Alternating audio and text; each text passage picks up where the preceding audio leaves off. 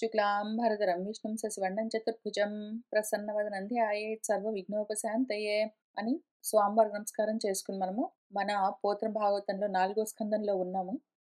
పృథువు కథ చూస్తూ వెళ్తూ ఉన్నాము. ఆయన తన కర్మలను ధర్మంగా చేస్తూ అయితే స్వాధ్యాయము ప్రవచనము మాత్రం వదిలిపెట్టకుండా ఉన్నాడు. ఆ విధంగా ఉన్న మన పృథువు రాజ్యపాలన చేస్తూ ఒకానొక సమయంలో సత్రయాగంలో సభ్యులందరూ వింటూ ఉండగా తను తెలుసుకున్న దాన్ని ఆయన చెప్తూ వచ్చాడు.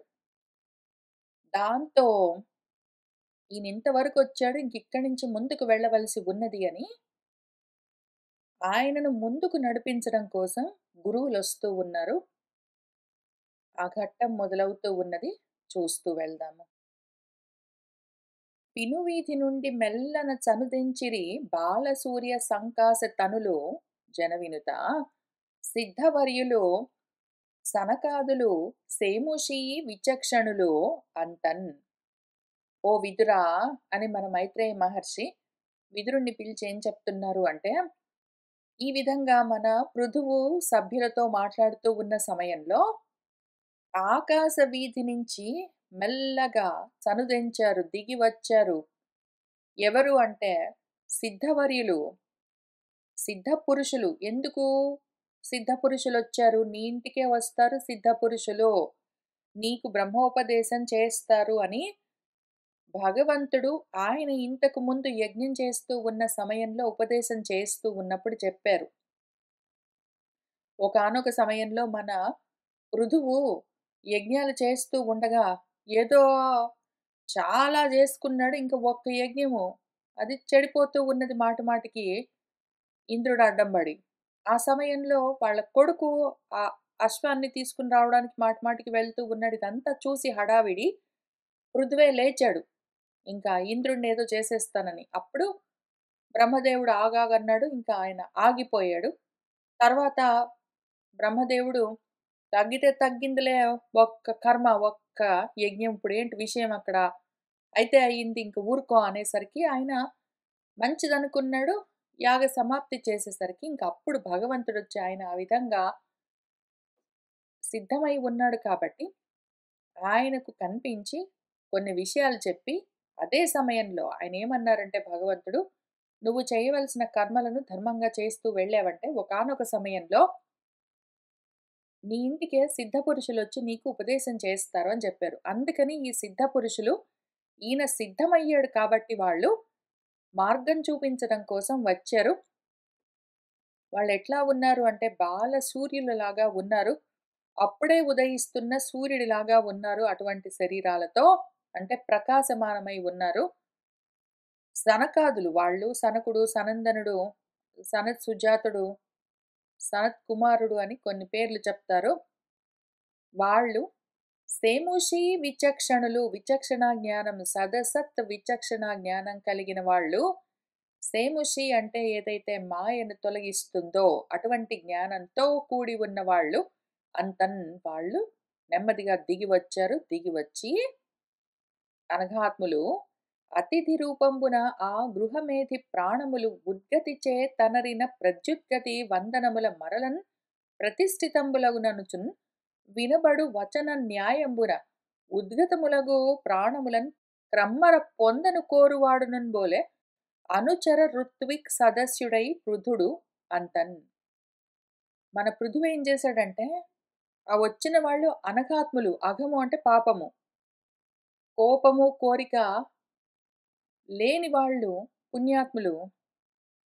అటువంటి వాళ్ళు అతిథుల రూపంగా ఇప్పుడు తన ఇంటికి రాగానే గృహమేధికి ఎవరైనా సరే సత్పురుషులు మన ఇంటికి వచ్చారు అంటే మనము పట్టించుకోకుండా కూర్చుని ఉన్నాము, లేదా ఎదురు వెళ్ళి వాళ్లకు కావలసిన మర్యాదలు చేయలేదు, వాళ్ళని పలకరించలేదు, అట్లా ఉన్నాము అంటే ఏం జరుగుతుంది? మన ప్రాణాలు పైకి లేస్తాయి. మన ప్రాణాలు పైకి లేస్తాయి. పై ప్రాణాలు పైనే పోయాయి అని చెప్తారు. ఎందుకట్లా జరుగుతూ ఉంది అంటే అహంకారంతో పైకొస్తాడు వాడు. ఆ విధంగా జరిగితే దాన్ని మళ్ళీ కుదురుకునేలాగా చేయడానికి ఏం చెయ్యాలి అంటే ప్రత్యుద్గతి వందనములు.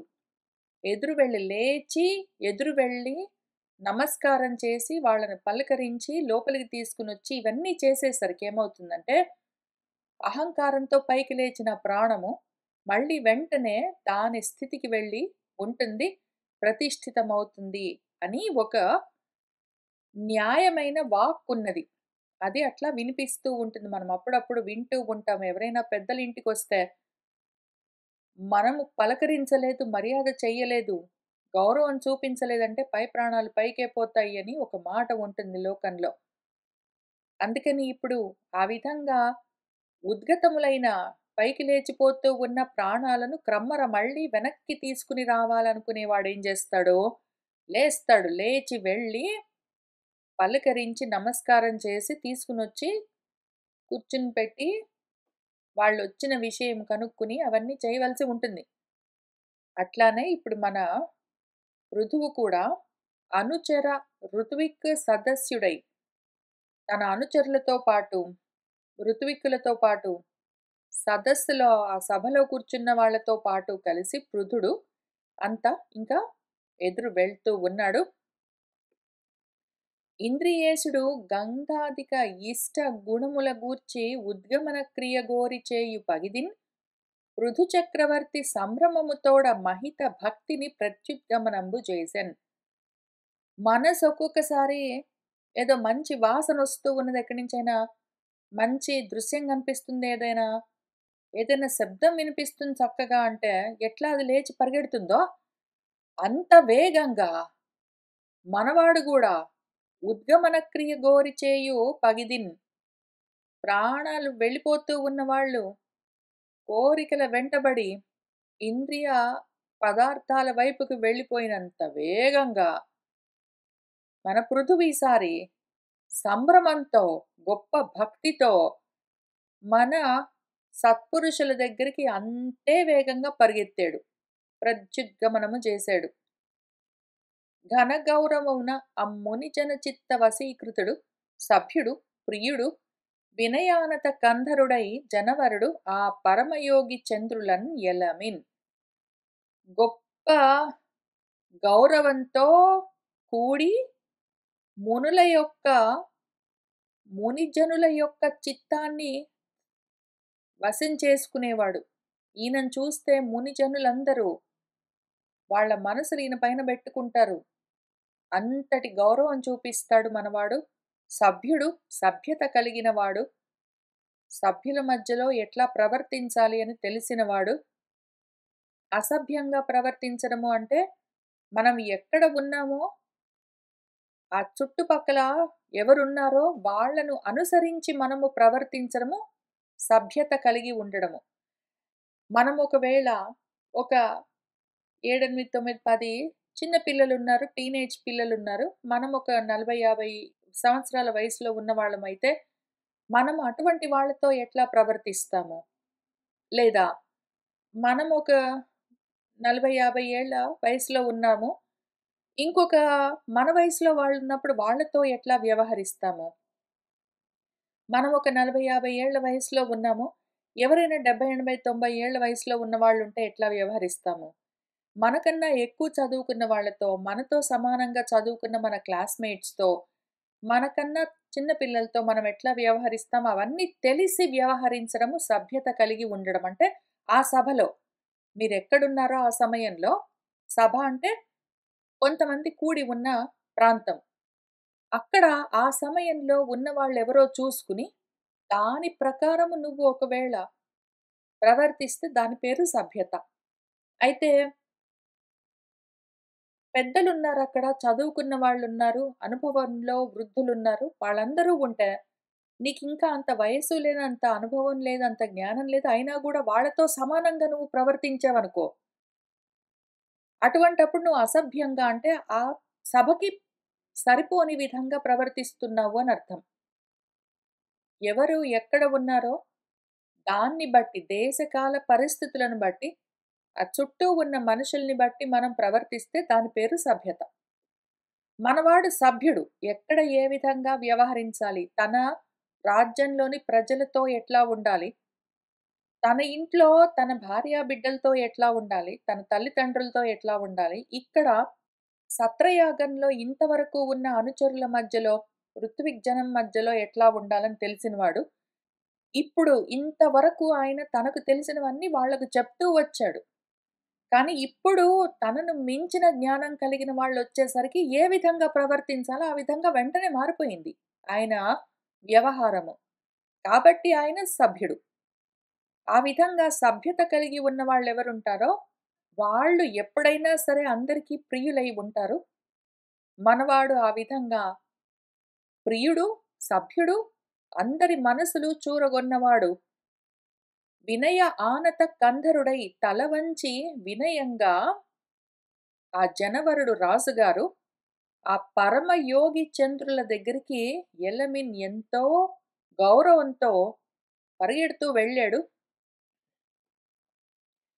పూని అర్హాసనాసీనులను గావించి కరమర్థిన్ విధివత్ ప్రకారమునను పూజించి తత్పదాంభోరుహ క్షాళన సలిలంబులు ఆత్మ మస్తమున దాల్చి హాటక కలిత సింహాసనాసీనులై విహితాగ్నులను బోలి వెలుగుచున్న సర్వాగ్రజన్ముల సనకాదులను చూసి అతుల శ్రద్ధా సంయమాన్వితుడు పరమ సంప్రీత మతియునునై పలికెను ఆ రాజు కోరి, ఓ మంగళాయనులారా, పూర్వభవనంబునందు ఎద్ది మంగళప్రద సుకర్మము ఏను చేసితునో మిమ్ము చూడన్ ఇప్పుడు కలిగెను అని అంటూ ఉన్నాడు. ఆయన ఏమంటున్నాడంటే, పూనుకుని పనిగట్టుకుని ఆయనే స్వయంగా వాళ్ళని పిలుచుకునొచ్చి అర్హమైన వాళ్లకు ఉచితమైన ఆసనాలను చూపించి వాళ్ళను కూర్చోబెట్టి ఆసీనులను గావించి కరం కోరుకుని అర్థిన్ కావాలని గొప్పగా విధివత్ ప్రకారంగా వాళ్లను పూజించి గౌరవించి తత్పదాంబోరుహ క్షాళన సలిలము వాళ్ళ పాదాలను ప్రక్షాళనం చేసి ఆ నీటిని తన మస్తమున తలపైన దాల్చి హాటక కలిత సింహాసనాసీనులై ఆయన చూపించిన బంగారపు సింహాసనాలపైన వాళ్ళు ఆసీనులై కూర్చుని ఉన్న వాళ్ళను చూసి వాళ్ళు ఎట్లా ఉన్నారు, వాళ్ళ సింహాసనాలపైన వాళ్ళ ఉచితాసనాలపైన కూర్చున్న మన సిద్ధులు విహితాగ్నులలాగా ఉన్నారు. ఆహుతి చేసిన అగ్నులలాగా జ్వలిస్తూ ఉన్నారు. ఆ విధంగా పోలికతో వెలుగుతూ ఉన్న సర్వ అగ్రజన్ములు, శర్వుడు అంటే శివుడు, శివుడికి అగ్రజన్ములు ఆయన కన్నా ముందు పుట్టిన వాళ్ళు సనకాదులు, వాళ్లను చూసి అతుల శ్రద్ధ సంయమాన్వితుడు, శ్రద్ధతో సంయమనంతో కూడిన వాడై అతులము సాటిలేని శ్రద్ధతో మనస్సమాధితో ఏకాగ్ర చిత్తంతో ఉన్నవాడై పరమ సంప్రీతితో ఉన్న మతితో ఉన్న మన రాజు ఈ విధంగా కోరి కావాలని వాళ్లతో పలుకుతూ ఉన్నాడు. ఆయన ఏమంటున్నాడు, ఓ మంగళాయనులారా, ఓ మంగళస్వరూపులారా, పూర్వభవనంబునందు నా పూర్వజన్మలో నేను ఏ మంగళప్రద సుకర్మము చేసి తినో, నేను ఏ పుణ్యం చేసుకున్నానో మిమ్మల్ని ఇప్పుడు చూడగలిగాను, మిమ్మల్ని ఇప్పుడు చూశాను. నా పూర్వజన్మల్లో నేను ఎటువంటి పుణ్యకర్మలు చేసుకున్నానో ఇప్పుడు నా కళ్ళారా మిమ్మల్ని చూస్తూ ఉన్నాను అని వెండియును ఇంకా ఏమంటూ ఉన్నాడంటే, భువిని ఎవ్వనియడ విప్రులు భవుడును విష్ణుడు తదియ భక్తులును ప్రసన్న వదనులగుదురో వానికి దివిని అసాధ్య కర్మములు లేవు అరయన్. అరయన్ అంటే తరచి చూస్తే, విచారించి చూస్తే ఈ భూమి మీద ఎవ్వడి పట్ల విప్రులు, పండితులు, జ్ఞానులు, భవుడు శివుడు, విష్ణువు, వాళ్ళ భక్తులు వీళ్ళందరూ కూడా ప్రసన్నులవుతారో, ముఖాలన్నీ ప్రసన్నంగా ఉంచుకుని సంతోషంగా వీడి పట్ల చూస్తూ ఉంటారో, అటువంటి వాడికి ఈ భూమి మీద గాని, పైన ఆకాశంలో గాని, దివిలో గాని, భూమిలో గాని అసాధ్యమైన కర్మలు ఇంకా లేవు, వాడు సాధించలేని కర్మ లేదు అని మరియును అనఘాత్ములారా, లోకంబులన్ ఈక్షించుచున్ పర్యటనంబు చేయు మిమ్ము సర్వదర్శనుండైన ఆత్మన్ కనుంగొనజాలని సర్వదృశ్యంబు చందంబున ఈ లోకంబు కనుంగొలజాలకుండును. అట్టి మహాత్ములరైన మీ దర్శనంబునం చేసి నేను ధన్యుండనైతిని అదియునుగాక. ఓ అనఘాత్ములారా, ఓ పుణ్యాత్ములారా అని చెప్తూ ఆయన ఒక మాట చెప్తారు. మన పోతన గారు మూల భాగవతంలో, వ్యాస భాగవతంలో ఉన్నదాన్ని ఉన్నట్టు ఇక్కడ రాశారు. ఎంత చక్కని మాట అంటే,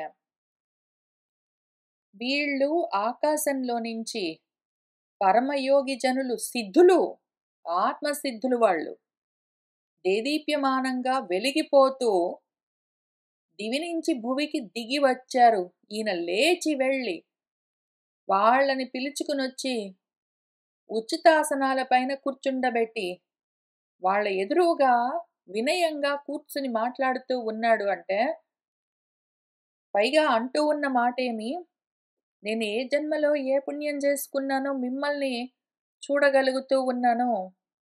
మీ వంటి వాళ్ళు ప్రసన్నులైతే ఇంకా అటువంటి వాడు సాధించలేనిదేమున్నది అని చెప్తూ ఉంటే, నాకు కూడా వీళ్ళు కనిపిస్తే బాగుండు గదా! నాకెందుకు కనపడరు?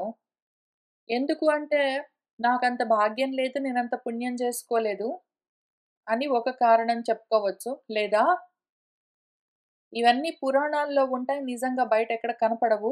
కాబట్టి నాకు నిజంగా వీళ్ళు కనపడరు అని చెప్పుకోవచ్చు. ఎందుకు వీళ్ళు ఇటువంటి సిద్ధులు ఆకాశంలో నుంచి భూమి మీదకి దిగి వచ్చి నా కళ్ళ ముందు కనిపించొచ్చు గదా! ఎందుకు కనపడరంటే మరి లేరు నిజంగా. వీళ్ళు పురాణాల్లోనే ఉంటారు. నిజంగా లేరు గాబట్టి కనపడరు అని అనిపించొచ్చు ఒక్కొక్కసారి. లేదా నేనంత పుణ్యం జేసుకోలేదు గాబట్టి నాకు కనపడరని అనిపించొచ్చు ఒక్కొక్కసారి. కానీ రెండూ గాదు కారణాలు. చూసే చూపు, జ్ఞానపు చూపు ఇంకా మనకు కలగలేదని అర్థం. వాళ్ళు కనిపించకుండా పోరు. ఏదో ఒక రూపంలో కనిపిస్తారు. ఏ రూపమైనా ఒకటేలాగా ఉంటుంది. ఏ రూపమైనా సరే మనం కోరుకున్న రూపంలో వాళ్ళు మనకు కనిపిస్తారు. ఒకసారి సనత్ కుమారుడిలాగా, ఒకసారి సనత్ సుజాతీయుడిలాగా, ఒకసారి నారదుడిలాగా, ఒకసారి పరమాత్మగా, ఒకసారి బ్రహ్మదేవుడిగా, ఒకసారి లేదా ఇక్కడ నలుగురు కలిసొచ్చిన విధంగా ఒకసారి. ఏ రూపంగానైనా వాళ్ళు కనిపించొచ్చు. కానీ వాళ్ళెప్పుడైనా సరే జ్ఞాన జ్యోతులు వాళ్ళు. వాళ్ళు మనం కోరుకున్న రూపంలో కనిపిస్తారు. అయితే కనిపించట్లేదు గదా! మరి నాకెందుకు అంటే చూద్దాము. లోకంబులన్ ఈక్షించుచున్ పర్యటించు. లోకాలన్నీ చూస్తూ పర్యటిస్తూ ఉంటారు మీరు. అన్ని లోకాలను తిరిగి చూస్తూ, అన్ని లోకాల్లో పర్యటిస్తూ ఉన్న మిమ్మల్ని సర్వదర్శనుండైన ఆ ఆత్మను, ఆ ఆత్మ గూడా ఇట్లానే అన్నింటినీ దర్శిస్తూ ఉంటుంది. అది అన్నింటిని దర్శిస్తుంటుంది గాబట్టే దాని పేరు ద్రష్ట. అది సర్వద్రష్టగా ఉండి అన్నీ జూస్తూ ఉంటుంది. అన్ని లోకాల్లో. ఎన్ని లోకాలుంటాయి మనకి మొత్తము? 3 లోకాలుంటాయి. ముఖ్యంగా మనకు 3 లోకాలుంటాయి. ఒకటి జాగృత్, ఒకటి స్వప్న, ఒకటి సుషుప్తి అని 3 లోకాలు. ఈ 3 లోకాల్లో ఎక్కడ ఏది జరిగినా సరే, సర్వాన్ని దర్శనం చేసే ఆత్మ ఒకటుంటుంది. అన్నింటిని చూస్తున్న ఆ ఆత్మను, ఆ ఆత్మ ఏమి చూస్తుందో ఆ దృశ్యాలు సర్వము చూడగలవా? లేవు గదా! ఈ ఆత్మ సర్వ దర్శనం చేస్తుంటే, ఆ సర్వ దృశ్యము ఆత్మను చూడలేవు. ఎందుకు అంటే, సర్వ దృశ్యము అనాత్మ జగత్. అనాత్మ ప్రపంచము సర్వ దృశ్యము. దాన్ని దృశ్యము అంటారు.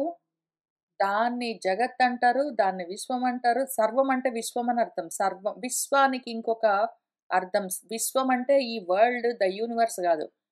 విశ్వం అన్నదానికి అర్థం మొత్తం, సర్వం అని. ఈ మొత్తం దృశ్యమంతా అనాత్మ తత్వం. ఈ అనాత్మలు ఆత్మను చూడలేవు మరి. ఆత్మే అనాత్మలను చూస్తూ ఉంటుంది. అనాత్మ జగత్తంతా దృశ్యంగా ఆత్మకు కనిపిస్తూ ఉంటుంది. ఎందుకంటే ఆత్మ చూస్తుంటుంది గాబట్టి. కానీ ఈ దృశ్య ప్రపంచం ఆత్మని దర్శనం చెయ్యలేవు. అట్లానే ఎవరైతే దేహాదులతోటే ఉండి, ఆ దేహాద్యభిమానాలతో ఉండి, ఈ దేహం నేను అని అనుకుంటున్న వాడెవడున్నాడో వాడు అనాత్మ. అటువంటి అనాత్మ ఆత్మను చూడలేడు. అవకాశం లేదు. ఆ విధంగానే ఈ లోకము మిమ్మల్ని చూడలేదు అని చెప్తున్నారు. ఎందుకు? ఆ వచ్చినదెవరు? ఆత్మే గురుస్వరూపమై ఏదో ఒక రూపము. ఈ చూస్తూ ఉన్నవాడు, ఈ తెలుసుకోగోరుతూ ఉన్నవాడు జిజ్ఞాసువెవడున్నాడో వాడికి ఉపదేశం చేయడం కోసము ఆ ఆత్మ అసలు దానికి ఏ రూపం లేదు. ఆ ఆత్మ నిరాకారం. కానీ వీడొకవేళ తెలుసుకోవాలనుకుంటే వాడికి వాడు కోరుకున్న రూపంలో జ్ఞానస్వరూపంగా వచ్చి దర్శనమిచ్చి నేర్పిస్తూ ఉంటుంది. ఇది జరుగుతుంది. అయితే ఎందుకు చూడలేకపోతున్నాం మనము? పోనీ నారదుడొస్తూ ఉంటాడు మధ్య మధ్యలో. సనత్ సుజాతుడొస్తూ ఉంటాడు. సనత్ కుమారుడొస్తాడు. లేతే అందరూ కలిసి ఇట్లా వస్తారు. లేతే భగవంతుడొస్తాడు. లేతే ఇంకెవరైనా వస్తారు. నాకెందుకెవరు రారు అంటే, వాళ్ళు రావడానికి నువ్వు చూడట్లేదు గదా! నువ్వు ఓన్లీ దృశ్యంగా మాత్రమే ఉన్నావు. ఈ దేహాన్ని జూసుకొని ఇది నేననుకుంటావు. లేదా ఇంద్రియాలు చూసి నేననుకుంటావు. ప్రాణం చూసి నేననుకుంటావు. ఇక్కడిక్కడ అనాత్మ ప్రపంచంలో తిరుగుతున్న నువ్వు ఆత్మను చూడలేవు గాబట్టి, ఆ ఆత్మే ఈ రూపంతో వచ్చి నీకు ఆత్మ బోధ, ఉపదేశం చేస్తే గూడా నువ్వు తెలుసుకోలేకుండా ఉన్నావు. వాళ్ళెప్పుడైనా సరే వీళ్ళందరూ నారదుడైనా సరే, సనత్ కుమారులైనా సరే వీళ్ళందరూ దివి నుంచే భువికి దిగుతూ ఉంటారు. దివి అంటే ప్రకాశము. ఆత్మ ప్రకాశం దగ్గర నుంచే దిగొచ్చి ఈ భువి ఏదైతే భవనం ఉన్నదో, జీవభావంతో ఉన్నదేదున్నదో దానికి ఉపదేశం చేస్తూ ఉంటారు. ఎప్పుడూ దివి నుంచి భువికి రావాల్సిందే మరి. వస్తారు. అయితే లోచూపుండాలి. లోపలికి చూస్తూ ఉంటే అక్కడ తెలుస్తూ ఉంటుంది. లేకపోతే తెలియదు. ఓన్లీ ఈ దేహం నేను అనుకుని బయట ఇట్లాంటి దృశ్య ప్రపంచాన్నే చూస్తూ ఉన్నంత వరకు వీటి వెనకాల ఉన్న ఈ ద్రష్టను తెలుసుకునే అవకాశం లేదు కాబట్టి, మీరు అంతటా తిరిగి చూస్తూ ఉన్నా గూడా మిమ్మల్ని ఈ లోకస్తులు చూడలేరు అని చెప్తూ ఉన్నాడు. మనకెందుకు నాకు కనపడట్లేదు మరి నేనెందుకు చూడలేకపోతున్నాను అంటే, నువ్వు దేహం దగ్గర నుంచి చూస్తున్నావు. దేహాభిమానంతో ఉండి ఒకవేళ నువ్వు అనాత్మవై చూస్తే మాత్రం ఇది తెలియదు. వీళ్ళొచ్చినా గూడా వాళ్ళు రారు. ఎందుకంటే నువ్వు సిద్ధం గాలేదు గదా! తెలుసుకోవడానికి నువ్వు సిద్ధం అవ్వలేదు గాబట్టి, చూసే చూపు సిద్ధం అవ్వడం అంటే ఏమి? చూసే చూపు నీకు కలగలేదు గాబట్టి, వాళ్ళు రారు మరి. నీకా చూపెప్పుడు కలుగుతుందో, నువ్వు కోరుకున్న రూపంలో వాళ్ళొచ్చి అక్కడే కూర్చొని, ఎక్కడ కూర్చొని? నీ హృదయాకాశంలోనే కూర్చుని అక్కడే ఉపదేశం చేస్తారు. అక్కడే తెలుసుకోవాలి దాన్ని. అని ఆయన చెప్తూ, అట్టి మహాత్ములైన మీ దర్శనము చేసి, నేను ధన్యుండనైతిని. ధన్యుడు అంటే ధనం కలిగినవాడు. ఏ ధనము అంటే ఆత్మధనం. మీరు నాకు దర్శనం ఇచ్చారు కాబట్టి, నాకు ఆత్మధనం కలిగినట్టే. నేను ధన్యుడినయిపోయాను. ఎందుకు అంటే మీరు కనిపించారంటేనే నాకు ఉపదేశం చేస్తారు. ఉపదేశం చేస్తే మీరేం చెప్పారో దాన్ని నేను మనన నిధిధ్యాసనలతోటి సాక్షాత్కరింపజేసుకున్నానంటే అది నేనే అయిపోతాను. కాబట్టి ఆ ధనం ఆత్మధనం ఆల్రెడీ ఉన్నది నాకు. దాన్ని చూపించడం కోసం, గుర్తు చూపించడం కోసం మీరొచ్చారు కాబట్టి, నేను ఆల్రెడీ ధన్యుడిని. మీ దర్శనం నాకెందుకయ్యింది? ఎందుకు అంటే నేను ద్రష్టగా చూస్తూ ఉన్నాను కాబట్టి. లోచూపు పెంచుకుని జ్ఞానంతో చూస్తూ ఉన్నాను గాబట్టి మీరు నాకు గనిపించారు. మీరు నాకు కనిపించారంటే ఏమి? నేను జ్ఞానానికి, ఆత్మజ్ఞానానికి సిద్ధమయ్యానని. కాబట్టి ఆ సిద్ధమై ఉన్న ఆ ఆత్మధనమేమున్నదో నాకు ఆల్రెడీ లభించినట్టే కాబట్టి నేను ధన్యుడిని అని చెప్పాడు. అదియునున్ గాక. అరయన్ ధరిత్రినెవ్వని గృహంబు మహార్హజన ఉపభోగ్య విస్ఫురిత తృణాంబు భృత్య గృహభూముల సారెతనర్చునో అట్టి మందిరపతి జగతిన్ కడు ధన్యుడటండ్రు కాన సుస్థిరమతి మీరు వచ్చుటన్ అశేష శుభంబుల నేను పొందెదన్. పొందెదన్ ఎందుకు పొందితిన్.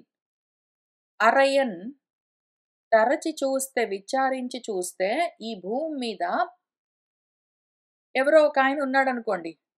ఆయన ఇంట్లో, ఆయన గృహంలో మహా అర్హమైన, గొప్ప శ్రేష్టమైన, విలువైన, జనులకు ఉపభోగ్యమైన, మనుషులు అనుభవించడానికి కావలసిన వస్తువులు, పదార్థాలు అన్నీ ఉన్నాయనుకోండి. కాక అదే సమయంలో ఆ గృహమేధి అంటే ఆ గృహస్థుడి ఇంట్లో మహాత్ములకు అర్హమైన తగిన ఏ ఉపభోగ్యమైన వస్తువులున్నాయో, మహాత్ములెవరైనా ఎప్పుడైనా నా ఇంటికొస్తే వాళ్ళు కూర్చోడానికి అనువైన ప్రదేశం లేదు. వాళ్ళు మనతో మాట్లాడడానికి తగిన అవకాశం లేదు అంటే, ఇంక వాడింట్లో ఎన్ని డబ్బులైనా ఉండొచ్చు, ఎన్ని వస్తువులు, ఆస్తులు, ఐశ్వర్యాలు, అంతస్తులు ఏమైనా ఉండొచ్చు గానీ, మహాత్ములు ఇంటికి రావడానికి, వాళ్ళొచ్చి కూర్చోడానికి, మనతో మాట్లాడడానికి అవకాశం లేకుండా ఉంటే, అటువంటి ఇల్లు ఈ జగతి మీద తర్వాతొస్తుంది. కింద చెప్తారు. అదేదో పాములు చుట్టుకున్న చెట్టులాగా ఉంటుంది. కానీ, పలాని వాడొకడున్నాడెవడో. వాడు వాడింట్లో పెద్ద పెద్ద వస్తువులుండొచ్చు, ఉండకపోవచ్చు. వాడు నిజంగా చాలా గొప్ప ధనవంతుడు గావచ్చు. ఆయనింట్లో గొప్ప గొప్ప విలువైన వస్తువులుండొచ్చు.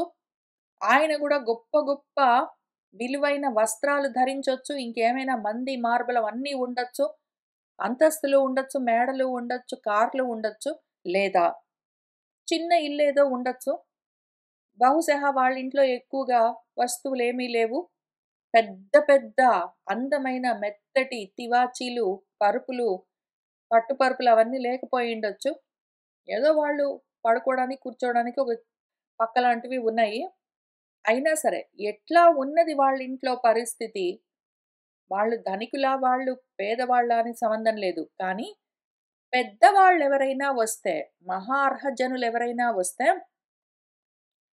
వాళ్ళని కూర్చోబెట్టడానికి ఏదైనా అనువైన చోటుండి, వాళ్లకు కావలసిన విస్ఫురిత తృణ అంబు భృత్య గృహ భూములు, తృణం అంటే వాళ్ళకు కూర్చోడానికి ఏదైనా ఆసనము, దర్భాసనం లాంటిదేదైనా, లేదా ఇప్పుడు దర్భాసనాల పైన కూర్చునే వాళ్ళెవరున్నారు మహాత్ములు, పోనీ సోఫాలోనైనా సరే ప్రశాంతంగా కూర్చోవడానికి. ఏదో సేవలు చేయడానికి భృత్యులు, అంబులు వాళ్ళు కాళ్ళు చేతులు కడుక్కోవడానికి నీళ్ళు, తాగడానికి మంచినీళ్ళవి. అట్లానే గృహ భూములు వాళ్ళు కూర్చునేందుకు, వాళ్ళు పడుకునేందుకు ఏదైనా వసతి చూపించడానికి అవకాశమున్న ప్రాంతాలు.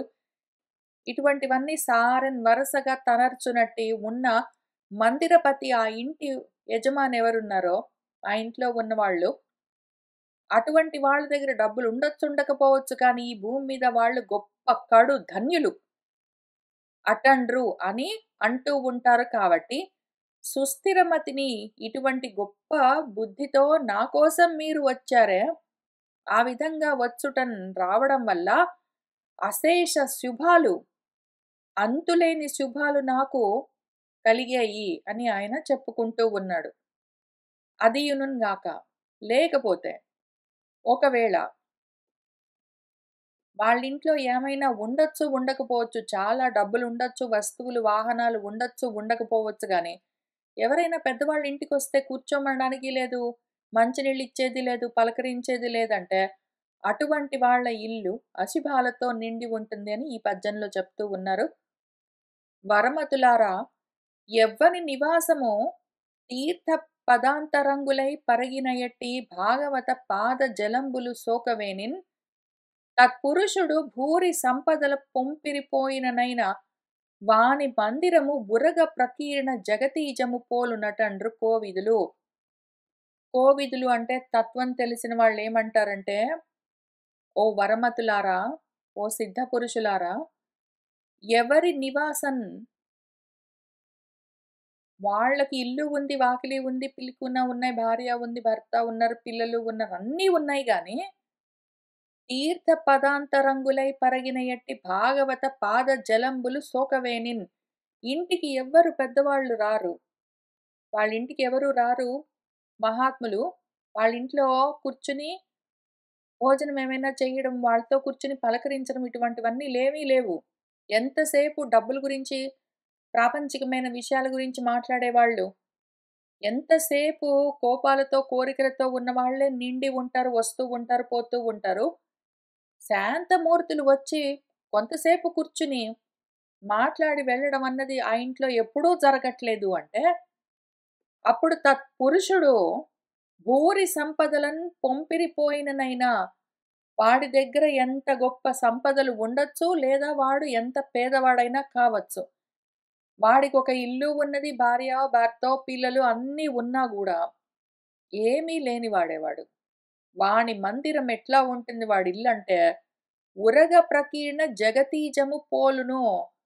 ఉరగ ప్రకీర్ణము పాములతో నిండి ఉన్న చెట్టు ఎట్లా ఎవ్వరికీ ఉపయోగం లేకుండా ఉంటుందో, ఆ చెట్టు దగ్గరికి ఎప్పుడు ఏ జంతువులైనా సరే, మనుషులైనా సరే, పక్షులైనా సరే రాకుండా దూరం దూరంగా ఉంటారో, అట్లా పాములతో నిండి ఉన్న చెట్టు మిగిలిన ప్రాణులకెట్లా ఆశ్రయాన్ని ఇవ్వలేకుండా ఉంటుందో, అదే విధంగా వీడి దగ్గర ఏమైనా ఉండొచ్చు, ఉండకపోవచ్చు.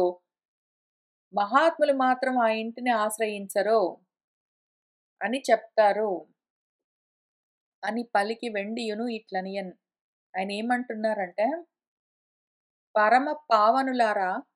బాల్యంబునందుండి మానిత శ్రద్ధా సమన్వితులును, గుణనిధులు, ధైర్యయుక్తులు, ముముక్షువులునై అధిక వ్రతంబులను ఆచరింతురు.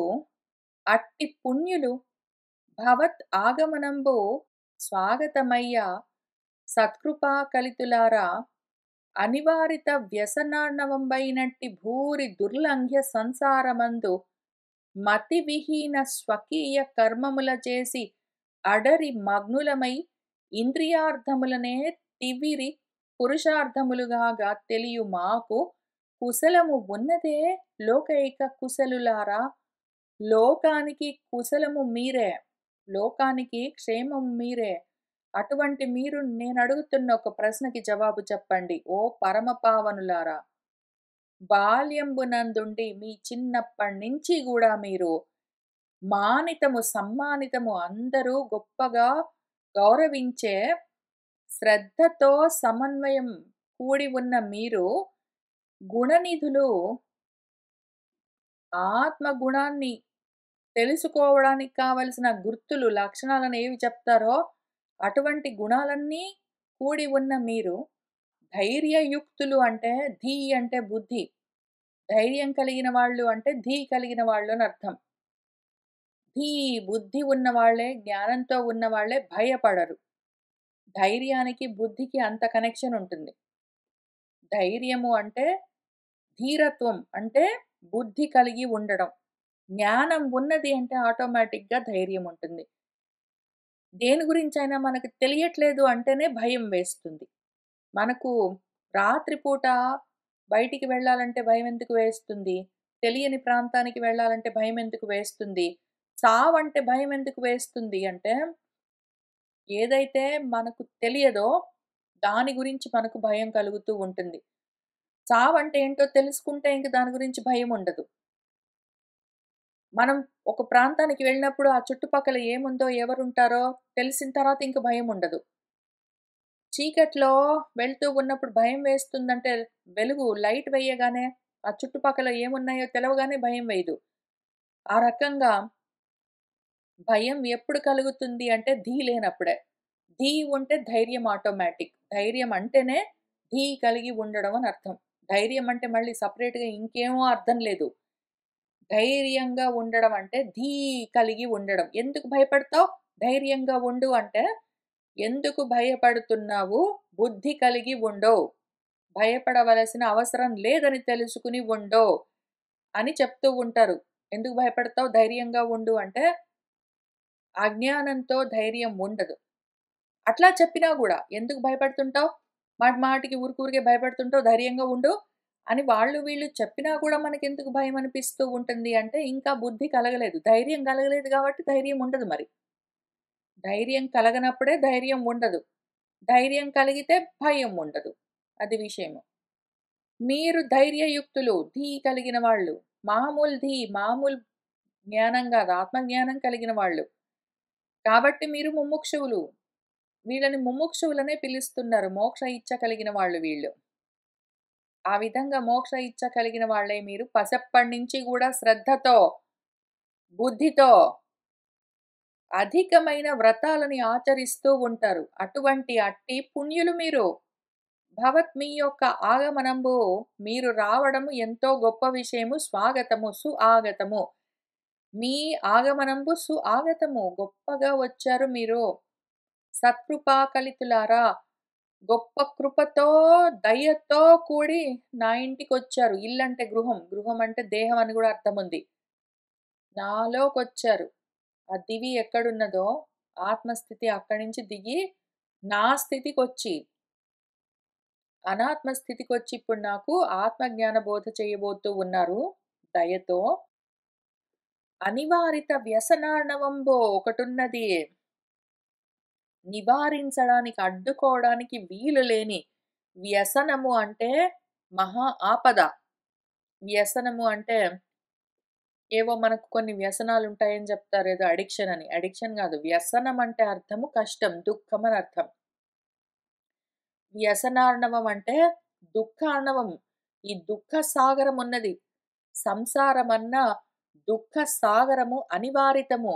అంతు లేకుండా అడ్డుకోవడానికి వీలు లేకుండా ఉన్నది. ఆ విధంగా అయినట్టి, ఉన్నట్టి ఈ భూరి ఇంత పెద్ద దుర్లంఘ్యము, లంఘించడం అంటే దాటిపోవడం. ఒక్క అంగతోటి దాటిపోవడము. అట్లా అవకాశం లేకుండా ఈ సంసారం ఒకటున్నది. ఈ సాగరము అందులో ఉండి,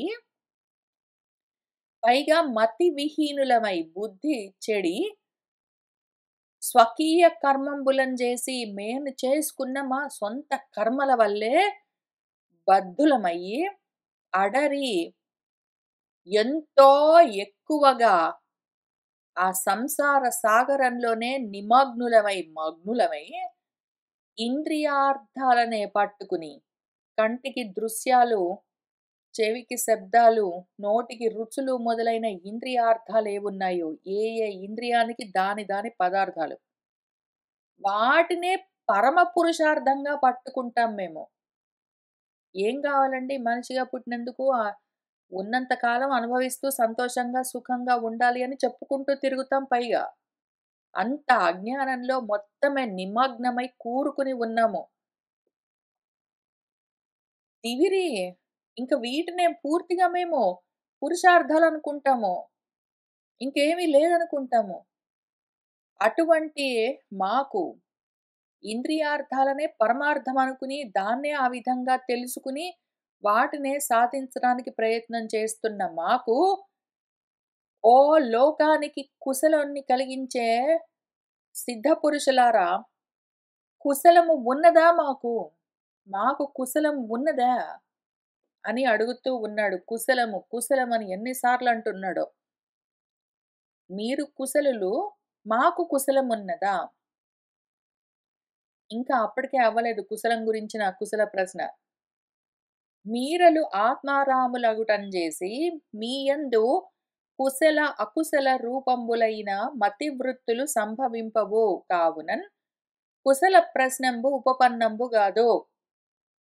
కాన నేను కృత విశ్వాసుండనై సంతృప్తులైన వారలకు సుహృత్తులైన మిమ్ము నాకును ఈ సంసారమందు ఏమిట వేగంబే క్షేమంబు కలుగును అని అడిగెదను అని అడుగుతున్నాడు. మీరు ఆత్మారాములు. ఆత్మారాములకు అనాత్మల్లో రమించే వాళ్లకు కావలసిన కుశలం ఎందుకు అవసరము? అవసరం లేదు. ఇంద్రియారాములకే ఈ కుశలం కావాలి. ఇంద్రియాలలో రమించే వాళ్ళు అసురులెవరున్నారో వాళ్లకు ఈ కుశలత ఉండాలి. లేకపోతే ఇంక అందులో గూడా వాళ్ళకి కుశలత లేకపోతే ఇంక చేసేదేమీ లేదు. మీరు ఇంద్రియారాములు గారు, మీరు ఆత్మారాములు. కాబట్టి మీకు ఈ కుశలంతోటి సంబంధం కూడా లేదు. అటువంటి మీరు అగుటం జేసి, మీ యందు కుశలము లేదు, అకుశలము లేదు. ఈ కుశలంగా ఉండడము, అకుశలంగా ఉండడము మొదలైనవేమి ఇటువంటివి మతి వృత్తులు, బుద్ధి వృత్తులివి. మనసుకి, బుద్ధికి సంబంధించిన విషయాలు. అటువంటివి మీలో సంభవింపవు. మీరు ఇంద్రియారాములు గారు గదా! మతి, బుద్ధి ఇట్లాంటివన్నీ మళ్ళీ ఇంద్రియాలు. మీరు ఇంద్రియాల్లో తిరగరు గాబట్టి, ఇంద్రియాలకున్న వృత్తులు, వాటి ప్రవృత్తులు మీకుండవు. అందుకని ఇంద్రియాలకుండే కుశలత్వము, అకుశలత్వము మొదలైనవి మీకు సంభవింపవు. అందుకని మిమ్మల్ని కుశల ప్రశ్న వేయడము ఉపపన్నం కాదు, తగిన విషయం గాదు, ఉచితం గాదు. వీటన్నింటిని దాటి ఉన్న మిమ్మల్ని పట్టుకొని కుశల ప్రశ్నలు వేయడమంతా అనుచితమైన పని ఇంకొకటి ఉండదు. కాబట్టి నేను కృత విశ్వాసుండనై మీ మీద ఎంతో నమ్మకంతో సంతృప్తులైన వారలకు సుహృత్తులైన మిమ్ము.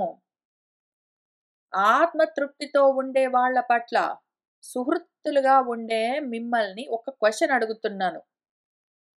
నాకు ఈ సంసారంలో దేనివల్ల వేగంగా, తొందరగా, శీఘ్రంగా క్షేమంబు కలుగును అని అడిగెదను.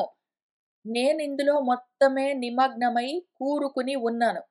ఈ విధంగా మగ్నమై ఉన్నాను. ఇంద్రియార్థాలనే పట్టుకుని పురుషార్థం అనుకునే అజ్ఞానంలో ఉన్నాను. కుశలం లేకుండా ఉన్నాను. నాకు క్షేమం కావాలి. అందుకని అడుగుతున్నాను. మిమ్మల్ని కుశల ప్రశ్న వేసి ఉపయోగం లేదు. మీకు కుశలం లేదు, అకుశలం లేదు. వాటిని దాటి ఉన్నారు.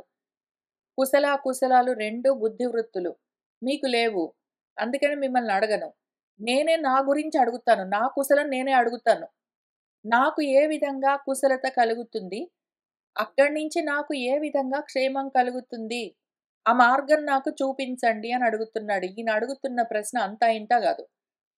ఈయన ఇక్కడి నుంచి పైనుంచి గూడా పైన ఇక్కడ అనివారిత వ్యసనార్ణవంబైనట్టి భూరి దుర్లంఘ్య దగ్గర నుంచి ఇంద్రియార్థాలనే పట్టుకుని పురుషార్థాలనుకుంటున్న మాకు, అక్కడి నుంచి మిమ్మల్ని అడిగి ఉపయోగం లేదు. మీరు కుశలంగానే ఉంటారు. అవి గూడా దాటి ఉన్నారు. మాకు కుశలము లేకుండా ఉన్నాము. క్షేమము లేకుండా ఉన్నాము. నాకు క్షేమం ఎప్పుడు కలుగుతుంది? ఎట్లా కలుగుతుంది? దేనివల్ల కలుగుతుంది? ఈ విషయానికి జవాబు చెప్పండి అని అడిగాడాయన. చాలా ముఖ్యమైన ప్రశ్న. చాలా ముఖ్యమైన ప్రశ్న. ప్రశ్నలు సరిగ్గా అడగడం మనం నేర్చుకోవాలి.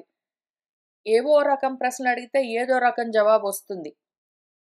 మనం కూడా ప్రతిరోజు చాలా రకాల ప్రశ్నలు వేస్తూ ఉంటాము. మనం కూడా ప్రతిరోజు ఎన్నో రకాల ప్రశ్నలన్నీ ఒకళ్ళనొకళ్ళు ప్రశ్నించుకుంటూ ఉంటాము. దీని గురించి ఎక్కడ చూసినా ఈ ప్రశ్న గురించి మన భాగవతంలో, మన భారతంలో ప్రధానంగా చెప్తూ ఉంటారు. మనం చదువుకునే ప్రతి శాస్త్రంలో ప్రశ్న జవాబులానే ఉంటాయి. మనం చదువుకున్న బ్రహ్మసూత్రాలైనా సరే, భాష్యాలేవైనా సరే ప్రశ్న, జవాబు, ప్రశ్న, సమాధానం, ప్రశ్న, సమాధానం పద్ధతిలోనే ఉంటాయి. ప్రశ్నలు అంత ముఖ్యము. ప్రశ్నల్ని వాళ్ళు శిష్యులు అడగగానే వెంటనే గురువులు ఆ ప్రశ్నని ముందు ఎంతో గొప్పగా అభినందిస్తారు. ప్రశ్నని అభినందించి నువ్వు గాబట్టి ఇటువంటి మంచి ప్రశ్న వేశావు కాబట్టి చెప్తాను విను అని వాళ్ళు ముందు గురువులు ప్రశ్నని మెచ్చుకుని, అభినందించి తర్వాత వాళ్లకు జవాబు చెప్తారు. కాబట్టి ప్రశ్న అంత ముఖ్యము. ప్రశ్నను బట్టి సమాధానం వస్తుంది. ఈ విషయం గురించి ఆలోచించి అసలు ఎన్ని రకాల ప్రశ్నలు మనం వేస్తామో ప్రతిరోజు, జనరల్‌గా మనం డైలీ లైఫ్‌లో ఎన్ని రకాల ప్రశ్నల్ని వాడుతూ ఉంటాము అని రాసుకున్నాను. దానికి ఒక లిస్ట్ తయారైంది. ఒక 5 రకాల ప్రశ్నలు వాడతాం మనము. మన ప్రశ్నల్ని మనం అర్థం చేసుకోవాలి ఫస్ట్. ఎటువంటి ప్రశ్నలు, ఎటువంటి వాళ్ళని మనం ఎప్పుడెప్పుడు అడుగుతున్నాము అని చూసుకోవాలి. మన ప్రశ్నే మనకు సరిగ్గా లేకపోతే సమాధానం సరిగ్గా ఉండదు మరి. చెప్పగలిగే వాళ్ళు చెప్పినా గూడా మనం పట్టుకోలేము. అందుకని అసలు ప్రశ్నల గురించి ఆలోచన చేద్దామని ప్రయత్నం చేస్తున్నాను. ముందు చూద్దాము, ఆశ్చర్యం అనిపిస్తుంది. ఒక 5 రకాల ప్రశ్నలుంటాయి మనకు. మనం డైలీ లైఫ్‌లో మాట్లాడుకునే మాటల్లో. ఒక్కటి, ఏదైనా ఒక విషయం గురించి తెలుసుకోవాలి అని వేసే ప్రశ్న ఒకటుంటుంది. ఏదైనా ఒక విషయం గురించి తెలుసుకోవాలి అని, అదెట్లా చెయ్యాలండి? ఇది ఏ విధంగా అర్థం చేసుకోవాలండి? అని ఆ విధంగా మనం ప్రశ్నలు వేస్తాము. అసలు తెలియని విషయాన్ని ఫస్ట్ టైమ్ తెలుసుకోవడానికి కూడా ప్రశ్న వేస్తాము. లేదా తెలుసుకుంటూ ఉన్న విషయాన్ని క్లారిఫై చేసుకోవడానికి కూడా మనం ప్రశ్న వేస్తాము. ఈ రకంగా వేసే ప్రశ్నలుంటాయి. వాటిని మన భాషలో జిజ్ఞాసతో వేసిన ప్రశ్నలు అంటారు. ఒక విషయం గురించిన జ్ఞానం కావాలి అని జిజ్ఞాసతో వేసిన ప్రశ్న. దాన్నే ఇంగ్లీష్‌లో సైంటిఫిక్ ఎంక్వైరీ అంటారు. సైంటిఫిక్ ఎంక్వైరీ అంటే సైన్స్ అంటే శాస్త్రం గురించి ఏదైనా ఒక విషయం గురించి తెలుసుకోవడానికి అడిగే ప్రశ్నలుంటాయి. అవన్నీ ఎట్లా ఉంటాయంటే ఆ ప్రశ్న వాళ్ళు అడుగుతూ ఉన్నవాళ్ళు ఏ విషయం గురించి తెలుసుకోవాలనుకుంటారో దాని గురించి వాళ్ళకి ఎంతో కొంత బేసిక్ అవగాహన ఉండి, ఎవరైనా తెలిసిన వాళ్ళ దగ్గరికి వెళ్లి మర్యాదగా అడుగుతారు. తెలిసిన వాళ్ళు చెప్తారు. వీళ్ళు క్లారిఫికేషన్ క్వెషన్స్ అడుగుతారు. వాళ్ళు మళ్ళీ క్లారిఫై చేస్తారు. ఈ అడుగుతున్న వాడికి మొత్తం విషయం అర్థమైన తర్వాత అర్థమైందండి అని చెప్పి వాళ్ళు వెళ్తారు. ఇవి మనకు కొన్ని ఉంటాయి. కొన్ని ఉంటాయి. చాలా ఉంటాయి. ప్రతిరోజు మనం ఇట్లాంటి సైంటిఫిక్ ఎంక్వైరీ వాడతామని చెప్పలేము. ఉంటాయి జనరల్‌గా కొన్ని. ఇవి పరమ శ్రేష్టమైన ప్రశ్నలు. ఇక్కడ మనకు భాగవతంలో, భారతంలో ఇట్లాంటి భారతంలో అక్కడక్కడ వస్తాయి. కానీ భాగవతంలో మేజర్‌గా ప్రధానంగా ఇట్లాంటి సైంటిఫిక్ ఎంక్వైరీనే ఉంటుంది. జిజ్ఞాసతో వేసే ప్రశ్నలుంటాయి. శ్రద్ధతో అడుగుతారు వాళ్ళు. చాలా సహనంగా గురువుగారు వాటికి సమాధానాలు చెప్తారు. అవన్నీ ఉంటాయి డాక్యుమెంటెడ్‌గా. ఇంకా మిగిలినవన్నీ అవరం తక్కువ రకం ప్రశ్నలుంటాయి. అల్పమైన ప్రశ్నలు. ఆ మిగిలిన 4 రకాల్లో మొదటిదేమి అంటే అసందర్భంగా ఉంటాయి. సమయం, సందర్భం లేకుండా ఉండే ప్రశ్నలు.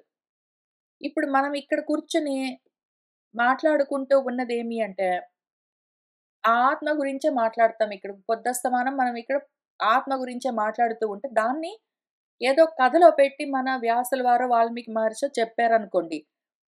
ఏదో అర్జునుడు అట్లా జేశాడు, లేకపోతే ధర్మరాజు ఇట్లా జేశాడు అని ఏదో చెప్పగానే, వెంటనే అర్జునుడు ఎందుకండి అట్లా చేశాడు? అంటే మనకు ప్రపంచంలో గూడా ఇట్లా కనిపిస్తూ ఉంటారు కదా! అని అటు తీసుకెళ్ళిపోయామనుకోండి.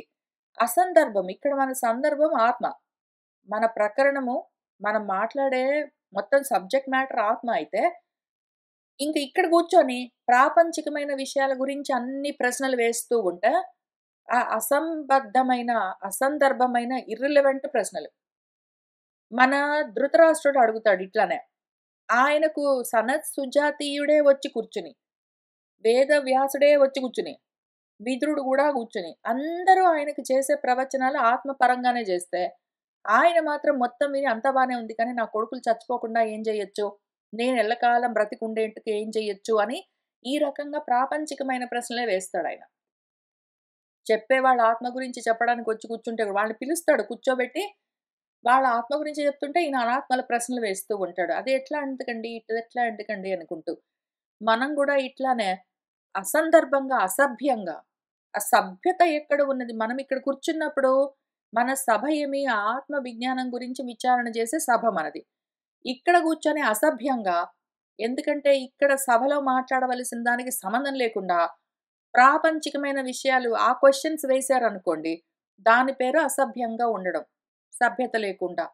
అవన్నీ రెండో రకం క్వెషన్స్ ఉంటాయి. ప్రాపంచికమైన విషయాలు ఇర్రిలెవెంట్ క్వెషన్స్. లేదా ప్రపంచంలో వాళ్ళు పాపం పెళ్ళిళ్ళు చేసుకున్నారు, పిల్లల్ని కన్నారు అవి ఇవో వాళ్ళు అవి మాట్లాడుకుంటూ ఉంటే, అక్కడికెళ్ళి కూర్చొని భగవద్గీతలో ఏమి రాశారో నీకు తెలుసా? అని అడిగితే అది అసభ్యమైన ప్రశ్న. అక్కడ ఆ సభకది పనికిరాదు. ఇర్రిలెవెంట్ క్వెషన్.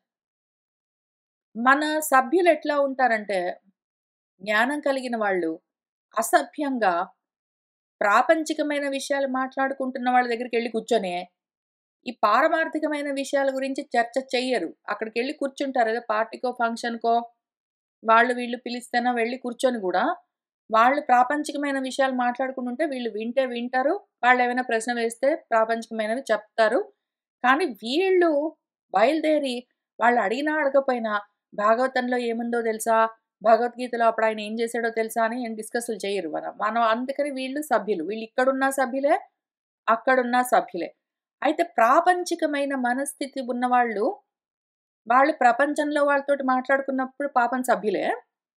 కానీ వాళ్ళు ఇక్కడికొచ్చి కూర్చున్నప్పుడు మాత్రం అసభ్యంగా ప్రాపంచికమైన విషయాలు క్వెషన్సే చేస్తుంటారు. మనం ఒకవేళ ఇటువంటి ప్రశ్నల్ని ఇక్కడ కూర్చొని అడుగుతూ ఉన్నామనుకోండి ఒకళ్ళనొకళ్ళము, వెంటనే ఆపి సభ్యత గాదు, మన సబ్జెక్ట్ మ్యాటర్ గాదని మనమే ఆలోచించుకొని అడగడం మానేయాలి. ప్రపంచంలో వాడెందుకు అట్లా చేశాడు? వీడెందుకు ఇట్లా చేశాడు? వ్యాసుల వారేదో కథ చెప్తే కథలో వాడెందుకు ఆ పాత్రధారి అట్లా చేశాడు? మనకు సంబంధం లేని విషయము. పాత్ర ముఖ్యం గాదు. పాత్రలో మనకు చెప్పే పదార్థం ముఖ్యం. కాబట్టి అవి రెండో రకం ఉంటాయి. అవి గూడా ఇక్కడ అప్పుడప్పుడు నన్ను అడుగుతుంటారు గాబట్టి, అది కూడా ఇంక్లూడ్ చేయవలసొచ్చింది.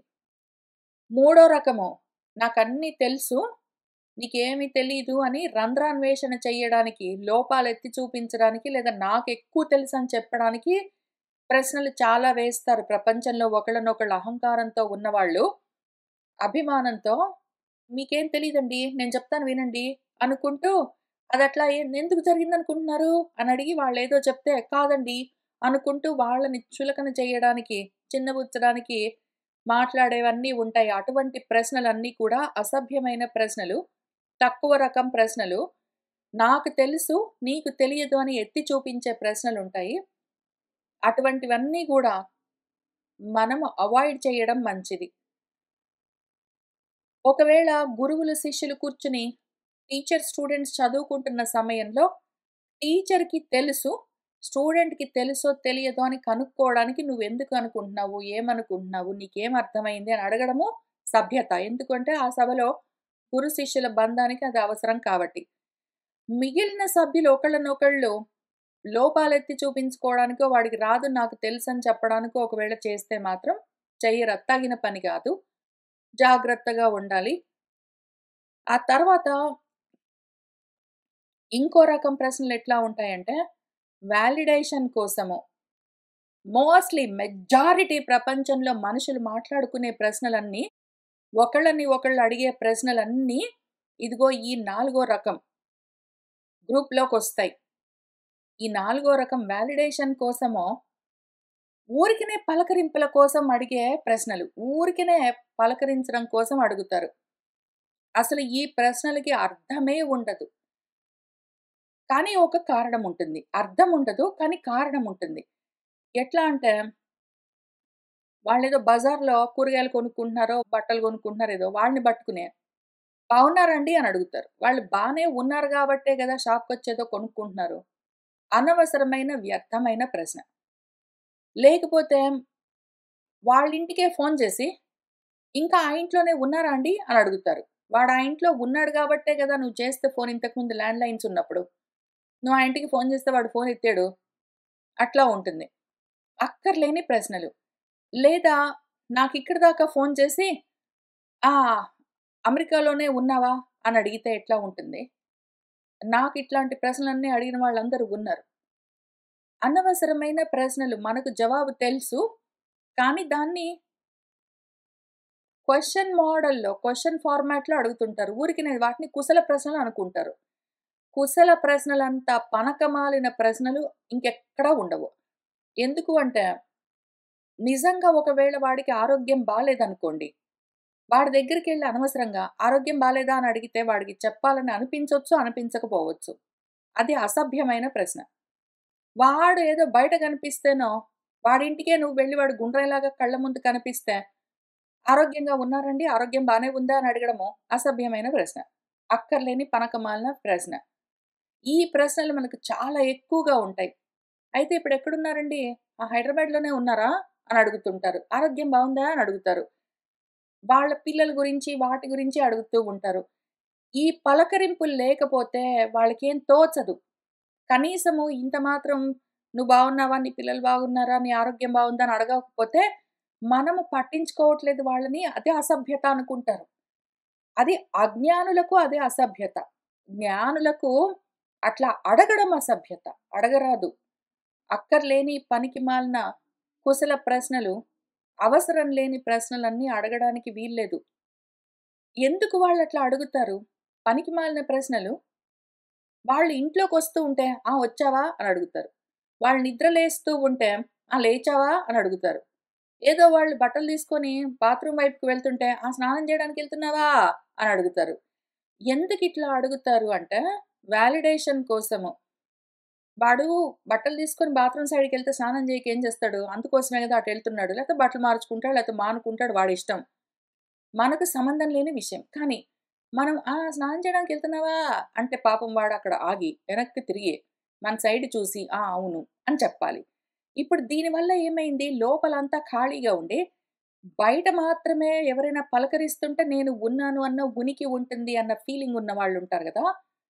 వాళ్ళు ఇట్లాంటి పనికిమాలిన ప్రశ్నలడుగుతారు. దాంతోటి పాపం అవతలి వాడు తప్పనిసరిగా అవును అని జవాబు చెప్పవలసొస్తుంది గాబట్టి, హమ్మయ్య! ఒకడు నన్ను పలకరించాడు అని వీళ్ళకు అదొక రకమైన సాటిస్ఫాక్షన్. నేనున్నాను అని వాళ్ళకు గుర్తు. ఎవరు వీళ్ళని పలకరించకపోతే నేనున్నానో లేనో అని వాడికే అనుమానంగుంటుంది. అందుకోసమే చాలా భాగం ఇటువంటి పనికిమాలిన, అర్థం లేని, వ్యర్థమైన, అసభ్యమైన, జ్ఞానరహితమైన కుశల ప్రశ్నలన్నీ ఉంటాయి. ఇక్కడ మీరు కుశలానికి, అకుశలానికి దాటి ఉన్న వాళ్ళు మిమ్మల్ని నేను అటువంటి ప్రశ్నలు వెయ్యనది ఉపపన్నం కాదు. అది తగిన విషయం కాదు అని మన పృథువు చెప్తున్నాడు గదా! ఆయన సభ్యుడు గాబట్టి అందుకనే. ఆయన సభ్యుడు గాబట్టి ఈ సభకు సరిపోయిన విధంగా అడగవలసి ఉన్నది గాబట్టి ఆయన ఆ విధంగా ప్రశ్న వేస్తూ ఉన్నాడు. కానీ ఒకవేళ ఈయన అసభ్యంగా ప్రవర్తించవలసిన వాడైతే ఏం చేసేవాడు? లేచి వెళ్ళి వాళ్ళని కూర్చోబెట్టి సభ్యుడు గాదు గాబట్టి, అసభ్యుడు గాబట్టి అక్కర్లేకుండా కుశల ప్రశ్నలు దండగ మారిన ప్రశ్నలన్నీ "మీ ఆరోగ్యం బావుందా అండి? మీ నాన్నగారు బావున్నారా బ్రహ్మదేవుడు? నేనెప్పుడు చూడలేదులెండి. ఈ మధ్యన పలకరిస్తూ ఉన్నారా? ఫోన్‌లు ఏమైనా చేశారా? మీరెప్పుడు 5 ఏళ్ల వయసులోనే ఉంటారని చెప్పుకుంటారు ఎందుకండి? మీరెందుకు మరెప్పుడు ఆహ్, పెద్దవాళ్ళు కారు? మీరెప్పుడు నలుగురు కలిసే వస్తుంటారండి? అప్పుడప్పుడు వేరు వేరుగా గూడా అక్కడక్కడికి ఎళ్తూ ఉంటారా? ఈ మధ్యన ఇంకేం చేస్తున్నారండి అయితే మరి? అంతా బానే ఉందా? ఏం చేస్తున్నారు ఈ మధ్యన? అని అడగొచ్చు. ఇవన్నీ మనం టెక్నికల్లీ కుశల ప్రశ్నలనుకుంటూ ఒకళ్ళనొకళ్ళని అడిగే దండగ మారిన ప్రశ్నలు. ఇవే అడుగుతాం గదా! "అంతా బావుందా అండి? మీ అమ్మగారు బావున్నారా? మీ ఆరోగ్యం బావుందా? మీ పిల్లలు బావున్నారా? ఏం చేస్తున్నారండి అయితే ఈ మధ్యన? ఇంకా అక్కడే ఉన్నారా? ఆరోగ్యం బావుందా?" ఇవే అడుగుతాము. అవే అడగొచ్చు కదా! "మీరు బాగున్నారా అండి? మీ నాన్నగారు బ్రహ్మదేవుడు బాగున్నాడా? మీ ఆరోగ్యం బాగుందా? ఏవండీ బట్టలు లేవా? గోచి గుడ్డలు కట్టుకొని తిరుగుతున్నారు. 5 ఏళ్ల వయసులోనే ఉన్నారు. ఎప్పుడు పెరగరా?" ఇట్లాంటివన్నీ మనం చెప్పుకున్న పై రకం క్వెషన్స్ అన్నీ. అహంకారంతోటో, లేదా ఏమి తోచకో కుశల ప్రశ్నలు అడగాలి కాబట్టో అడగొచ్చు. కానీ అటువంటి ప్రశ్నలన్నింటినీ మనం అవాయిడ్ చేయగలిగితే చాలా బాగుంటుంది. ఇంక ఫైనల్‌గా ఐదో రకం ప్రశ్నలేముంటాయంటే మనకు రెటరిక్ క్వెషన్స్ అనుంటాయి. మన భగవంతుడు గూడా భగవద్గీతలో అశాంతస్య కుతః సుఖం అని ప్రశ్నిస్తారు. అది యాక్చువల్‌గా ప్రశ్న గాదు. శాంతి లేని వాడికి సుఖం ఎక్కడి నుంచొస్తుంది అని క్వెషన్ లాగా కనిపించే స్టేట్‌మెంట్. అట్లాంటి క్వెషన్ లాగా కనిపించే స్టేట్‌మెంట్స్ స్ట్రెస్సింగ్ చేసి ఒక విషయాన్ని బలంగా చెప్పడం కోసం వాడతారు. అటువంటి ఐదో రకం ప్రశ్నలు మంచివే. ఉన్న విషయాన్ని క్వెషన్ మోడల్‌లో కొంచెం స్ట్రాంగ్‌గా చెప్పడానికి. ఫస్ట్ రకం క్వెషన్స్ ఒక విషయాన్ని తెలుసుకోవడం కోసం అడిగే ప్రశ్నలు. అవి చాలా మంచివి. మొదటి రకము, ఐదో రకం ప్రశ్నలు వదిలిపెట్టి మధ్యలో 3 రకాలున్నాయి చూసారా? ఏవైతే నాకు తెలుసు నీకు తెలీదని చూపించడం కోసం అడిగే ప్రశ్నలు. ఏమీ తోచక కుశల ప్రశ్నలనుకుంటూ అకుశలమైన విషయాలనడిగే ప్రశ్నలు, అక్కర్లేని విషయాలనడిగే ప్రశ్నలు, లేదా ఇర్రిలవెంట్ క్వెషన్స్ అసందర్భమైన ప్రశ్నలు. ఇటువంటి ప్రశ్నలు ఈ 3 రకాల ప్రశ్నలేవున్నాయో వాటిని మనం ఒకవేళ శుద్ధి చేసుకున్నామంటే, మనం మామూలుగా ప్రతిరోజు మాట్లాడే విషయాల్లో నుంచి ఇటువంటి ప్రశ్నలు లేకుండా క్లీనప్ చేశామంటే, ఇంక అక్కడి నుంచి జ్ఞానమే ఉంటుంది మనకు. అజ్ఞానం చాలా భాగం జారిపోతుంది. మనం అడుగుతున్న క్వెషన్స్‌లోనే ఎటువంటి విషయం ఉన్నది అని చూసుకుంటే, మనలో అజ్ఞానం ఎక్కడెక్కడ పైకొచ్చి ఉంటున్నదని చూసుకొని వాటిని తొలగించుకోవడానికి ఎంతో అవకాశం. నన్ను గూడా ఇన్ని రకాల ప్రశ్నలు అడిగేవాళ్ళుంటారు. నేను ఈ ప్రశ్నల్ని ఎట్లా అడ్రెస్ చేస్తానంటే, మొదటి రకం ప్రశ్న ఎవరైనా అడిగారనుకోండి, ఎంత దూరమైనా వెళ్ళి, ఎంత ప్రయత్నపూర్వకంగానైనా, ఎంత సహనంతో, ఎంత శ్రద్ధతో వాళ్ళకి సమాధానం చెప్తాను. నాకు తెలిస్తే చెప్తాను. తెలియకపోతే తెలుసుకొనొచ్చి చెప్తాను. వాళ్ళు తెలిసింది అనేదాకా చెప్తాను. వాళ్ళు ఎన్ని క్లారిఫికేషన్స్ క్వెషన్స్ అడిగితే అన్నీ చెప్తాను. ఫస్ట్ రకం ప్రశ్నని మాత్రం నేను చాలా జాగ్రత్తగా అడ్రెస్ చేస్తాను. ఫస్ట్ రకం ప్రశ్న అడిగిన వాడికి జవాబు చెప్పకుండా పోవడం అన్నది లేదు. ఐదో రకం ప్రశ్నలు, ప్రశ్నలు గావు. అవి ఫ్యాక్చువల్ స్టేట్మెంట్స్. క్వెషన్ ఫార్మాట్‌లో ఉంటుంది స్ట్రెస్ చేయడం కోసం. కాబట్టి దాని గురించి జవాబు చెప్పవలసిన అవసరం లేదు. మిగిలిన 3 రకాలుంటాయి చూసారా? ఎవరైతే అసందర్భమైన ప్రశ్నలు అక్కర్లేకుండా ఒకటి మాట్లాడుతుంటే ఇంకో దాని గురించి క్వెషన్ చేస్తే, ఏమోనండి నాకు తెలీదు మీరే వెళ్లి కనుక్కోండి అని చెప్తాను. చాలా క్లియర్‌గా వాళ్ళనే వెళ్లి కనుక్కోండి నాకు తెలీదు అని చెప్తాను. జవాబు తెలిసినా చెప్పను, తెలియకపోయినా చెప్పను. పనికిమాలిన అసందర్భమైన ఇర్రిలెవెంట్ క్వెషన్స్‌కి అన్నింటికి క్వెషన్ అడగగానే జవాబు చెప్పాలని పరిగెత్తను నేను. అనవసరంగా వృధా ప్రయాస, అనవసరంగా శ్రమ. తర్వాత ఆ పనికిమాలిన ప్రశ్నల గ్రూపు 3 ఉన్నాయి గదా! అందులో ఎవరైతే వ్యర్థమైన, అసందర్భమైన ప్రశ్నలు వేస్తారో వాటికి జవాబు చెప్పను. నాకు తెలీదండి మీరే కనుక్కోండి ఎవరైనా వెళ్లి అడగండి అని చెప్తాను. లేదా రెండో రకం ఉంటాయి. ఊరికనే అంతా బానే ఉందా? ఆరోగ్యం బావుందా? అన్నం తిన్నావా? అయితే ఏం జేస్తున్నావు? ఇంకా అక్కడే ఉన్నావా? ఆ! లేచావా? ఇట్లాంటివేమైనా అడిగితే, నాకు జాలనిపిస్తే, దయ అనిపిస్తే, పోనీలే అనిపిస్తే, నాకేం పని లేపోతే అవును. ఆ! అవును. అని అట్లాంటివేవైనా చెప్పి ముగిస్తాను. నాకా సమయంలో అది కూడా అనబుద్ధి అవ్వకపోతే అని గూడా అననింక. అని గూడా అనను. ఇంక తర్వాత ఆ పనికిమాలిన ప్రశ్నల గ్రూప్‌లో మూడోది రకం ఒకటుంది గదా! నాకు గాబట్టి తెలుసు. నీకు తెలిసేంటి నువ్వు చెప్పు చూద్దాం అని ఎవరైనా అహంకారంతోటి, అహంభావంతోటి నన్నడిగితే జవాబు చెప్పను. టోటల్ ఇగ్నోర్ జేస్తాను. ఈ రకంగా నన్ను ఎవరైనా ఏదైనా ప్రశ్న వేస్తే అది ఏ గ్రూప్ అని ఆటోమేటిక్‌గా ఐడెంటిఫై చేసి సార్టింగ్ చేస్తాను గాబట్టే, దాన్ని బట్టి ఫస్ట్ గ్రూప్‌లో ఉన్న క్వెషన్ అయితే గ్యారంటీగా జవాబు చెప్తాను. అన్నం తినడం మానేసి, నిద్రపోవడం మానేసి, మిగిలిన పనులన్నీ మానేసి ఇక్కడే కూర్చొని దాని గురించే మాట్లాడతాను.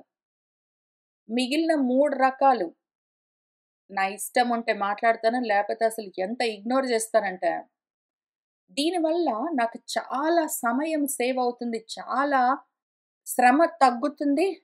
చాలా ఫోకస్డ్‌గా నేను చెప్పదలుచుకున్న దాని మీద నేను దృష్టి పెట్టొచ్చు. అక్కర్లేని వాటన్నింటికి ఆన్సర్ చెప్పుకుంటూ కూర్చోకుండా. నేనడిగే ప్రశ్నలు గూడా జాగ్రత్తగా అడుగుతాను. ఎవరైనా జవాబు చెప్తుంటే జాగ్రత్తగా వింటాను. నన్నెవరైనా ప్రశ్న వేస్తే గూడా అంత జాగ్రత్తగా వింటాను. మొదటి రకమైతే జవాబు జెప్తాను. మిగిలిన వాటికి చెప్తానని నమ్మకం లేదు. ఈ రకంగా నేను ప్రశ్నల్ని మెయింటైన్ జేస్తాను. ఇక్కడ గూడా ఆయన నిన్ను కుశల ప్రశ్నలు వేయడము ఉపపన్నం కాదు. ఎందుకు? అంటే నీకు కుశలము లేదా కుశలము లేదు అని చెప్తూ ఉన్నాడు. చిన్న విషయం గాదిది. చిన్న విషయం గాదు. కుశలమన్న విషయము మామూలు విషయం. కుశల ప్రశ్నలు వేయడము గురించి, కుశల ప్రశ్నలు వేయడము, కుశలం అడగడము, కుశలంగానే ఉన్నారా అండి అనడము అన్నది చిన్న విషయం గాదు. అది చాలా ఎక్కువగా నాయిస్ పొల్యూషన్ లాగా ఉంటుంది ప్రపంచంలో. అసలు కుశల ప్రశ్న అంటే ఏమి? అసలు కుశలం అంటే ఏమి అని కూడా మనం చూసుకోవాలి. వచ్చే వారము కుశలం అంటే ఏమి? కుశల ప్రశ్న అంటే ఏమి? అని జాగ్రత్తగా విచారణ చేసి, ఈయనడుగుతున్న కుశల ప్రశ్నను తెలుసుకుంటూ వెళ్దాము. ఇవాల్టికి అసలు ఇంత సమయం బెట్టుకొని నేనెందుకు క్వెషన్స్ గురించి డిస్కస్ చేస్తున్నానంటే, మనం వాళ్ళని వీళ్ళని ఏవేవో అడుక్కుంటూ తిరుగుతూ ఉంటాము. ఏవేవో ప్రశ్నలు అడుగుతూ ఉంటాము. కొంతమంది జవాబు చెప్తారు. కొంతమంది విసుక్కుంటారు. కొంతమంది ఇగ్నోర్ చేస్తారు. కొంతమంది పట్టించుకోరు. ఎందుకో అర్థం గాదు. నేనంత శ్రద్ధగా క్వెషన్ అడిగితే, "ఏవండీ ఆరోగ్యం బాగుందా అండి?" అని అడిగితే గూడా వాడెందుకో జవాబు జెప్పడు. లేకపోతే వాళ్ళేదో మాట్లాడుకుంటూ ఉంటే నేనొక ప్రశ్న అడిగితే, వాళ్ళు కంప్లీట్‌గా ఇగ్నోర్ జేసి, వాళ్ళేది మాట్లాడుకుంటున్నారో అదే కంటిన్యూ చేస్తారు ఎందుకో. ఎందుకు అంటే, నువ్వు అసభ్యమైన క్వెషన్ అక్కడ సందర్భం గాని క్వెషన్ అడిగుంటావు. అందుకనే వాళ్ళు ఇగ్నోర్ చేసుంటారు. నువ్వు అక్కర్లేని పనికిమాలిన కుశల ప్రశ్న అడుగుంటావు. కాబట్టి వాళ్ళకి చెప్పబుద్ధేస్తే అంటారు. లేకపోతే చెప్పకుండా మానేస్తారు. ఈ రకంగా మనం అడుగుతున్న ప్రశ్నను బట్టి ప్రజలు రియాక్ట్ అవుతూ ఉంటారని అర్థమైతే, మన ప్రశ్నలనే మనం రుద్ది, రుద్ది శుద్ధి చేసామంటే, ఇంకవి రామ బాణాల్లాగా ఉంటాయి. వెళ్లి తగిలాయంటే ఆత్మను పట్టుకొనొస్తాయి. అట్లా ఉండాలి మన ప్రశ్న. అందుకోసము ఇంతగా నేను ఎందుకంటే ఇక్కడ కూర్చొని నాతో చదువుకుంటున్న వాళ్ళందరూ రకరకాల ప్రశ్నలు వేస్తూ ఉంటారు. ఒక్కొక్క ప్రశ్నకి యాక్చువల్‌గా మనం అడిగిన ప్రశ్నకే మళ్ళీ మనము సారీ నేను అనవసరంగా అడగాల్సొచ్చింది. అనవసరంగా అడిగాను అని మళ్ళీ మనమే చెప్పుకుంటాం. నాతోటి ఎన్ని సార్లు చెప్తూ ఉంటారట్లా. ఎందుకు అంటే ప్రశ్న అడిగిన తర్వాత జవాబు సరిగ్గా రాకపోయేసరికి మనం ఒకవేళ సరైన ప్రశ్న అడగలేదో ఏమో అని మనకు తెలుస్తుంది. ఎందుకు సరైన ప్రశ్న అడగలేదు అని మనం ఒకవేళ విచారణ చేసుకునేందుకు అంత శక్తి కలిగితే, అటువంటి స్వయం ప్రతిపత్తి ఉంటే ఎంతో బాగుపడొచ్చు. మన ప్రశ్నను మనం ముందు అర్థం జేసుకోవాలి. మన మనసు మనం అర్థం జేసుకోవాలి. మన ప్రశ్న మనం అర్థం జేసుకోవాలి. మన మనసు మనకర్థం గాక, మనం అడిగే ప్రశ్నలు మనకర్థం గాక, మనం ఏదో వచ్చి రాని డ్రైవింగ్ తోటి పెద్ద లారీ ఏదో ఎక్కి, దాన్ని తోలుకుంటూ వెళ్ళిపోతే ఏమవుతుంది అక్కడిక్కడ గుద్ది యాక్సిడెంట్‌లన్నీ జేసుకుంటాము. అట్లనే తెలిసి తెలియని ప్రశ్నలన్నీ వేసుకుంటూ వెళ్ళిపోతే చాలా అనర్థం కలుగుతుంది. ప్రశ్న దగ్గర అతి జాగ్రత్తగా ఉండాలి. అందుకని ఇవాళ దీని గురించి మాట్లాడడం అవసరమని నిర్ణయించుకున్నాను. ఇంక తర్వాత అసలు ఈయన అడుగుతున్నవి ఇంకా ఉన్నాయి. అసలు ఈ వచనంలో చాలా ముఖ్యమైన విషయాలున్నాయి. వాటిని నెమ్మదిగా మనం బాగుపడడం కోసం, మన కోసం గదా ఇదంతా చెప్తున్నారు. కథ తెలుసుకుంటూ దాటుకుంటూ వెళ్ళడం గాదు. అందులో ఉన్న విషయాన్ని ఒకవేళ కూలంకషంగా పరిశీలించి నేను నాలో ఉన్న విషయాలను, ప్రవృత్తులను, నాలోని ప్రత్యయాలను శుద్ధి చేసుకుంటే బాగుపడొచ్చు. అందుకని నేను చేసుకుంటూ ఉన్న నా సాధన మీకు దేనికైనా పనికొస్తే వాడుకోవచ్చు. లేకపోతే మీరు గూడా ఇగ్నోర్ జేయొచ్చు. సరే మరైతే ఇవాల్టికి ఇక్కడికి ఆపుతున్నాను. సర్వం శ్రీకృష్ణ పరబ్రహ్మ పాదారవిందార్పణమస్తు.